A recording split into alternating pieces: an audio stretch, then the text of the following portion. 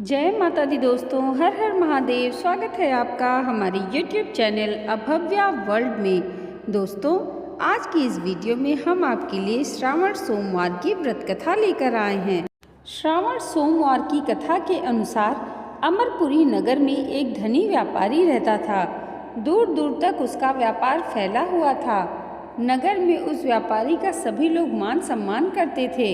इतना सब कुछ होने पर भी वह व्यापारी अंतर्मन से बहुत दुखी था, क्योंकि उस व्यापारी का कोई पुत्र नहीं था।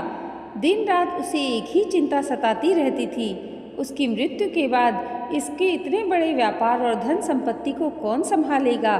पुत्र पाने की इच्छा से वह व्यापारी प्रति सोमवार भगवान शिव की व्रत एवं पूजा किया करता था। सायंकाल को व्यापारी शिव मंदिर में जाकर भगवान शिव के सामने घी का दीपक जलाता था। उस व्यापारी की भक्ति देखकर एक दिन माता पार्वती ने भगवान शिव से कहा, हे प्राणनाथ, यह व्यापारी आपका सच्चा भक्त है। कितने दिनों से यह सोमवार का व्रत और पूजा नियमित कर रहा है।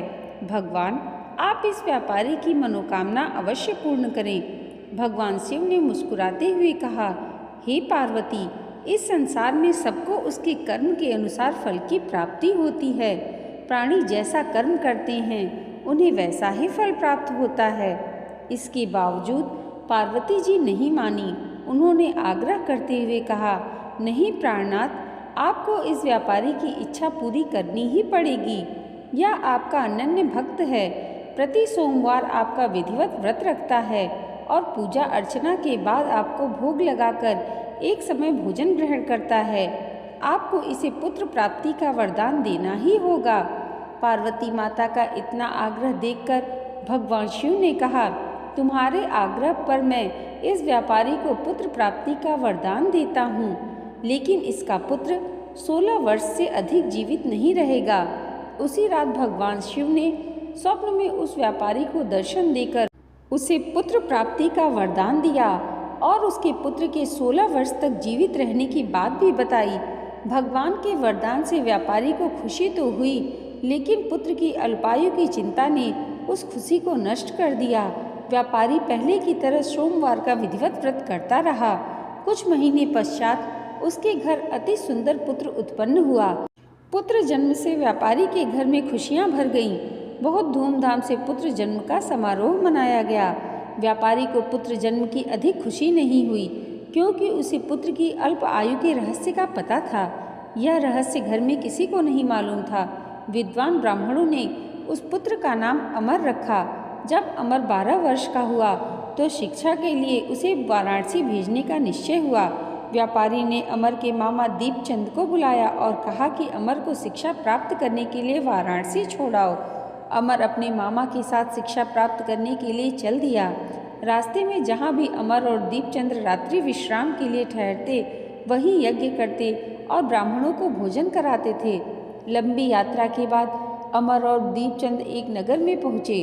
उस नगर के राजा की कन्या के विवाह की खुशी में पूरे नगर को सजाया गया था। निश्चित समय पर बारात आ गई, लेकिन वर का पिता अपने बेटे की एक आँख से काने होने के कारण बहुत चिंतित था।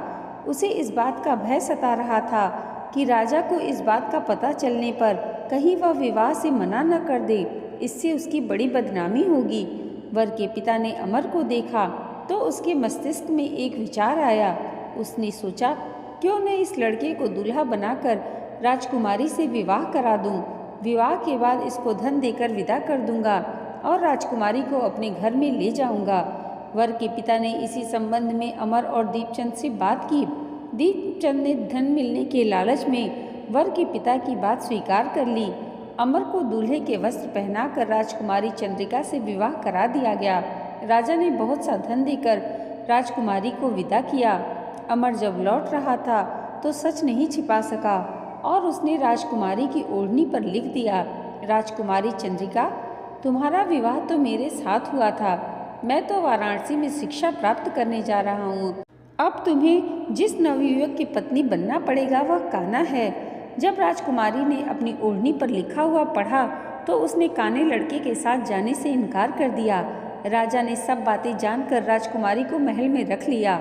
उधर अमर अपने मामा दीपचंद के साथ वाराणसी पहुँच गया। अमर ने गुरुकुल में पढ़ना शुरू कर दिया। जब अमर की आयु 16 वर्ष पूरी हुई तो उसने एक यज्ञ किया। यज्ञ की समाप्ति पर ब्राह्मणों को भोजन कराया और खूब अन्न वस्त्र दान किए। रात को अमर अपने शयन कक्ष में सो गया। शिव जी के वरदान के अनुसार शयनावस्था में ही अमर के प्राण पखेरु उड़ गए। सूर्योदय पर मामा अमर को मृत देखकर रोने पीटने लगा। आसपास के लोग भी एकत्र होकर दुख प्रकट करने लगे। मामा के रोने विलाप करने के स्वर समीप से गुजरते हुए भगवान शिव और माता पार्वती ने भी सुने। पार्वती जी ने भगवान भोलेनाथ से कहा, प्राणनाथ, मुझे इसके रोने के स्वर सहन नहीं हो रहे हैं। आप इस व्यक्ति के कष्ट को अवश्य दूर करें। भगवान शिव ने पार्वती जी के साथ अदृश्य रूप में समीप जाकर अमर को देखा तो पार्वती जी से बोले, पार्वती, यह तो उसी व्यापारी का पुत्र है। मैंने इसे 16 वर्ष की आयु का वरदान दिया था। इसकी आयु तो पूरी हो गई। पार्वती जी ने फिर भगवान शिव से निवेदन किया, हे प्राणनाथ, आप इस लड़के को जीवित करें, नहीं तो इसके माता पिता पुत्र की मृत्यु के कारण रो रो कर अपने प्राण त्याग कर देंगे। इस लड़के का पिता तो आपका परम भक्त है, वर्षों से सोमवार का व्रत करते हुए आपको भोग लगा रहा है। पार्वती जी के आग्रह करने पर भगवान शिव ने उस लड़के को जीवित होने का वरदान दिया और कुछ ही पलों में वह जीवित होकर उठ बैठा। शिक्षा समाप्त करके अमर मामा के साथ अपने नगर की ओर चल दिया। दोनों चलते हुए उसी नगर में पहुँचे जहाँ अमर का विवाह हुआ था। उस नगर में भी अमर ने यज्ञ का आयोजन किया। समीप से गुजरते हुए नगर के राजा ने यज्ञ का आयोजन देखा। राजा ने अमर को तुरंत पहचान लिया। यज्ञ समाप्त होने पर राजा अमर और उसके मामा को महल में ले गया और कुछ दिन उन्हें महल में रखकर बहुत सा धन वस्त्र देकर राजकुमारी के साथ विदा किया। रास्ते में सुरक्षा के लिए राजा ने बहुत से सैनिकों को भी साथ भेजा। दीपचंद ने नगर में पहुंचते ही एक दूत को घर भेजकर अपने आगमन की सूचना भेजी। अपने बेटे अमर के जीवित वापस लौटने की सूचना से व्यापारी बहुत प्रसन्न हुआ। व्यापारी ने अपनी पत्नी के साथ स्वयं को एक कमरे में बंद कर रखा था। भूखे प्यासे रहकर व्यापारी और उसकी पत्नी बेटे की प्रतीक्षा कर रहे थे। उन्होंने प्रतिज्ञा कर रखी थी कि यदि उन्हें अपने बेटे की मृत्यु का समाचार मिला तो दोनों अपने प्राण त्याग देंगे। व्यापारी अपनी पत्नी और मित्रों के साथ नगर के द्वार पर पहुंचा। अपने बेटे के विवाह का समाचार सुनकर पुत्र वधू राजकुमारी चंद्रिका को देखकर उसकी खुशी का ठिकाना न रहा।